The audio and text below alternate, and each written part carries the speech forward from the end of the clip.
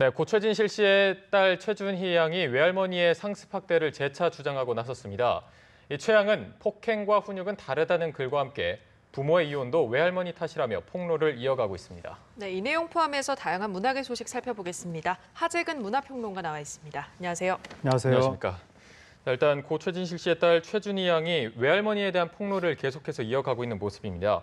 어제 1차 폭로를 했는데 오늘 새벽에도 또 2차 폭로를 했거든요. 어떤 내용이 담겨 있나요? 예, 간밤에 이제 SNS에 글을 또 올린 것인데 그 내용이 그 한 매체가 그 외할머니하고 사이에 준희 양이 아이돌 오디션 프로그램에 출연하는 문제 가지고 좀 대립이 있었다라고 보도를 했죠. 근데 거기에 대해서 준희 양이 확인을 했습니다. 내가 열심히 그 프로그램 나가려고 준비했는데 할머니가 막았다. 그 이유가 어떤 스님이 그 준희 양이 연예인이 되면 엄마처럼 나중에 안 좋은 선택을 할 것이다라는 말을 듣고 그렇게 나를 막았다고 했다. 나는 이해가 안 된다. 그리고 외할머니가 나한테 공부나 할 것이지 왜 연예인 타령을 하느냐고 화를 내면서 근데 또 막상 공부할 어떤 물질적인 문제집을 살 그런 경제적인 지원은 또 안 했다. 그런 식의 말도 했고 그리고 외할머니의 죄가 너무 많은데 나는 그 죄를 사람들이 다 알게 될 때까지 폭로하고 또 폭로할 것이다. 그러니까 앞으로 제3, 제4에 이런 것이 또 있을지. 그리고 앞으로 있을 17일에 지상파 TV를 통해서 나와 할머니의 이런 사정이 방영이 될 예정이다. 이렇게 또 이야기를 했고 그리고 마지막으로 이제 충격적인 주장을 한 것이 방금 말씀하신 것처럼 과거에 최진실 씨가 이혼한 것, 엄마 아빠의 이혼한 원인 제공도 할머니였다. 이렇게 폭로를 해서 이게 일파만파로 파장이 퍼지고 있습니다. 네, 이 준희 양의 외할머니 측은 아직은 입장을 내놓지 않고 있어서 좀 사실관계는 조금 더 따져봐야겠습니다만 이렇게 폭로가 연일 이어지고 있는 원인은 뭐라고 보십니까? 그것이 지금 뭐 워낙 가족 내부의 일이기 때문에 제3자가 뭐라고 말을 할 수 있는 상황이 아닌 겁니다. 일단은 준희 양은 아동 학대를 계속 주장하고 있는 것이니까 여기에 대해서는 경찰이 지금 조사를 나서겠다고 한 입장이고 그 조사 결과를 지켜봐야 되겠죠. 또 어쨌든 준희 양이 주장하고 있는 그 내용만으로 보면 그 연예인이 되겠다고 하는 청소년과 연예인이 되지 말라고 하면서 공부를 강요하는 부모, 할머니 사이에 거의 뭐 고전적인 내지는 전형적인 대립이 아닌가 그런 느낌도 조금 드는데 문제는 준희 양이 이야기하는 것을 얼마만큼 우리가 믿어야 하는가라는 부분에 있어서 준희 양이 지금 글을 올렸다가 그 글이 없어지고 또 글을 올렸다가 또 글이 없어지고 이런 상황인데 뭐 사람들이 준희 양이 삭제를 한 건가 이렇게 당연히 생각을 하죠. 근데 준희 양은 나 삭제를 안 했다. 내 의사에 반해서 지금 글이 없어진다라고 주장을 하는 겁니다. 근데 이게 좀 이상하잖아요. 그렇죠. SNS 업체에서 이걸 회원의 의사에 반해서 글을 삭제한다는 것도 이해가 안 되고 뭐 계정 자체가 사라질지도 모른다. 준희 양이 이렇게 이야기하는데 이것도 상식적으로 좀 이해가 안 되는 말이고 그리고 얼마 전에 한 매체가 준희 양이 그 폐쇄병동에 입원했었다라고 보도를 했는데 이번에 준희 양이 간밤에 올린 글을 보면 내가 자진해서 병원에 간 것은 맞지만 난 거기가 정신병원인지 몰랐고 거기 나가게 해달라고 울면서 빌었다 이런 식으로 말을 하는데 그 병원이 그러면 준희 양을 강제로 무슨 감금을 했다는 건지 이것도 좀 이해가 안 되는 사안이긴 해서 준희 양이 뭔가 좀 이렇게 심리 상담적인 도움을 받아야 되는 상태 아닌가 그런 생각도 좀 해보게 됩니다. 네, 뭐 방금 말씀하신 것처럼 어제 올렸던 글도 그랬고 오늘 새벽에 올렸던 글도 삭제가 된 상태입니다. 뭐 준희 양이 내가 삭제하지 않았다 이렇게 말하는 게 조금 상식적으로 이해가 가지 않지만 만약에 삭제를 했다고 해도 뭐 올렸다가 지우는 게 뭐 심리적으로는 안정이 돼 있지 않은 것 같은데 뭐 준희 양뿐만 아니라 뭐 오빠나 외할머니까지도 다 어떤 전문가의 손길이 필요한 게 아닌가 치료가 필요하지 않나 싶은데 어떨까요? 예, 그러니까 지금 이 가족 내에서 무슨 일이 벌어졌는지는 아무도 모르지만 그러니까 상식적으로 추정을 해보면 준희 양 같은 경우에 아주 어렸을 때 엄마를 잃고 그다음에 외삼촌을 잃고 그다음에 아빠를 잃고 그리고 이 준희 양이 애착 관계를 형성했던 이른바 이모 할머니라고 불리는 그 양육자하고도 헤어지고 그다음에 남자친구하고도 좀 헤어진 것 같습니다. 그리고 초등학교에 뭔가 좀 안정감을 가졌던 것 같은데 초등학교도 중간에 퇴학했죠. 미국 유학 간다고 이러면서 아주 어렸을 때 본인이 애착 관계를 형성했던 모든 대상으로부터 분리가 된 거죠. 그럼 아마도 어마어마한 상처가 있었을 것이고 정서적으로 스스로도 자기가 어렸을 때 우울증 걸렸었다고 이야기를 하니까 굉장히 좀 불안한 상태가 아닌가. 네. 근데 이 외할머니도 아들도 앞세우고 딸도 앞세우고 그 자식을 앞세운 부모 심정이라는 게 오죽하겠습니까? 그러니까 이 외할머니도 굉장히 좀 이렇게 우울한 상태가 아닐까. 네. 어쩌면 이 두 사람이 서로 고슴도치 같은 상태가 돼서 서로를 찌르면서 살아온 것은 아닌지.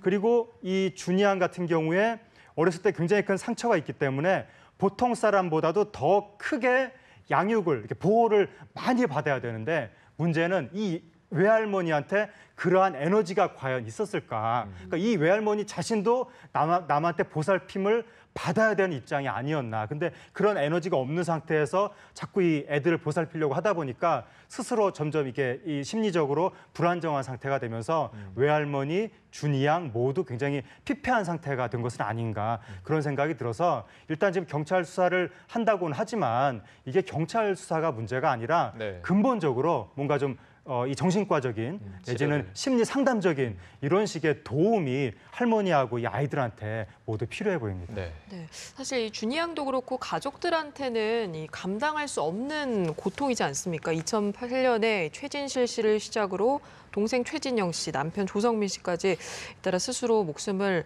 끊으면서 대중들도 좀 충격을 안겨줬는데요. 이후에 유족들은 어떻게 살았나요? 그러니까 그 후에 준이 양이 인터넷으로 엄마에 대해서 계속 이렇게 자료를 찾아보고 한다는 거죠. 네. 그러면 아무래도 기억이 과거에 고착될 수밖에 없고 뭔가 상처를 더 많이 받게 될 수밖에 없지 않나 네. 그런 생각이 드는데 그리고 나서 준이 양이 자신이 악플 때문에 엄청난 상처를 받았다 이렇게 호소를 하기도 했고 몇 달 전에는 갑자기 인터넷에 살려달라는 글을 올리기도 네. 해서 굉장히 그때도 사람들이 도대체 무슨 일 때문에 이럴까라고 걱정을 했었는데 그래도 환희 군이 대중매체 앞에서 뭔가 좀 이렇게 의젓한 모습을 보여서 이 친구들이 어렸을 때는 굉장히 많은 상처가 있었지만 이제는 좀 뭔가 안정기로 접어든 것이 아닌가 이렇게 사람들이 생각을 했었는데 네. 지금 이렇게 폭로가 터지는 것을 보니까 아무래도 어렸을 때 상처가 아직까지도 봉합이 안 된 것 같다. 이런 안타까움을 갖게 하는데 이제 한 가지 다행인 것은